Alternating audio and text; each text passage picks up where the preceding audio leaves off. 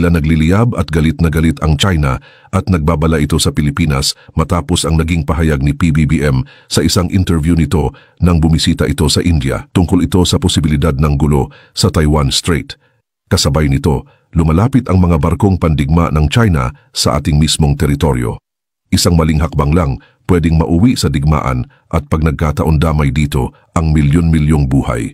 Ano nga ba ang sinabi ni Pangulong Ferdinand Marcos Jr. na nagpainit lalo ng galit ng Beijing?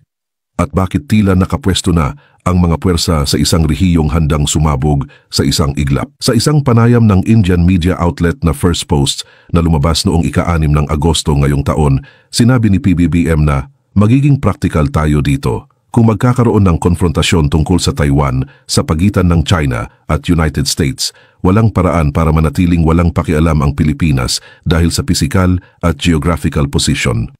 Ayon sa Manila Economic and Cultural Office na nagsisilbing de facto embassy ng Pilipinas sa isla, may humigit kumulang 200,000 tao Pilipino ang nakatira sa Taiwan. Sa panayam, tinukoy ni BBM ang mga residenteng ito bilang isa pang dahilan kung bakit kailangang makisangkot ang Pilipinas kung sumiklab ang gulo sa Taiwan Strait. Noong Agosto 8, agad sumagot ang Chinese Foreign Ministry